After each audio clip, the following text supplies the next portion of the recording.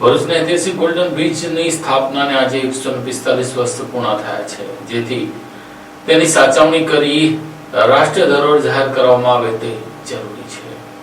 ભરૂચ શહેરને અંકલેશ્વર સાથે જોડતું અને નર્મદા નદી પર ગૌરવપૂર્વક ઉભેલો ઐતિહાસિક ગોલ્ડન બ્રિજ પોતાની 145મી વર્ષગાંઠ નિમિત્તે ફરી ચર્ચામાં આવ્યો છે। અંગ્રેજ શાસનકાળ દરમિયાન બનાવાયેલું આ પોલાદનો પુલ માત્ર વાહન વ્યવહારનું સાધન નહોતો, પરંતુ ભરૂચની ઓળખ અને ઇજનેરી વારસાનું જીવંત પ્રતીક માનવામાં આવે છે। અંગ્રેજ ઇજનેર સર જ્હોન હોક્સોની ડિઝાઇન મુજબ 7 ડિસેમ્બર 1877ના રોજ પુલની કામગીરી શરૂ કરવામાં આવી હતી અને 16 મે 1881ના રોજ તે પૂર્ણ થયો હતો। આશરે 45.65 લાખના ખર્ચે બનેલો આ રિવેટેડ જોડાણ ધરાવતો પોલાદનો પુલ એ સમયની અદ્ભુત ઇજનેરી કળાનો નમૂનો ગણાય છે। નર્મદા નદીના પ્રવાહ અને અનેક કુદરતી પડકારો વચ્ચે પણ આ પુલ દાયકાઓ સુધી મજબૂતીથી ઉભો રહ્યો હતો। હેરિટેજ કેટેગરીમાં સમાવાયેલ ગોલ્ડન બ્રિજને વર્ષ 2025ના જાન્યુઆરી મહિનામાં જર્જરિત હાલત અને સુરક્ષા કારણોસર બંને છેડે દરવાજા લગાવી વાહન વ્યવહાર માટે બંધ કરવામાં આવ્યો। જો કે પુલ બંધ થયા બાદ 1 વર્ષ જેટલો સમય વીતી ગયો હોવા છતાં તેની યોગ્ય જાળવણી અને સંરક્ષણ માટે કોઈ ખાસ કામગીરી ન થતા નાગરિકોમાં નિરાશા ફેલાઈ છે। 145મી વર્ષગાંઠના પ્રસંગે ભરૂચના જાગૃત નાગરિક અને શિક્ષક દિગ્વિજયસિંહ ઝાલાએ સાથેની વાતચીતમાં જણાવ્યું કે નર્મદા પર સોનાની કિંમતમાં બનેલો આ ગોલ્ડન બ્રિજ આજે પણ ભરૂચના સ્વાભિમાન તરીકે ઉભેલો છે। આજે 145 વર્ષ પૂર્ણ કરનારા વિરાસત સરકાર અને તંત્ર પાસેથી સંવેદનશીલ સંરક્ષણની અપેક્ષા રાખી રહી છે।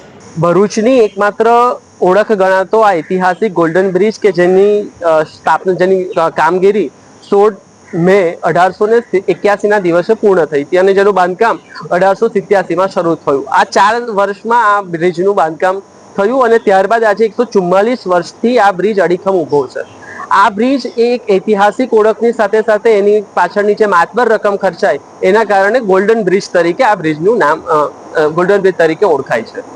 એક ભરૂચવાસી તરીકે અમારી એક અપીલ છે તંત્રને કે જે તંત્રએ સલામતીના ભાગરૂપે જે દરવાજા બંધ કરી અને ગોલ્ડન બ્રિજને બંધ કર્યો છે ત્યાં કોઈ હળવી પ્રવૃત્તિઓ શરૂ કરવામાં આવે જેથી ભરૂચને અને ભરૂચની આવનારી પેઢીને આ ઐતિહાસિક વારસા વિશે જાણ થાય। અહીંયા કોઈ એવી સાયકલિંગ છે અથવા પગપાળા ચાલી શકાય એવી એક્ટિવિટી સલામતીના ભાગરૂપે સલામતીના પગલાંને ધ્યાને રાખી તંત્રએ આ બાબતે વિચારવું જોઈએ, કારણ કે ભરૂચની ઓળખ આ બ્રિજથી છે।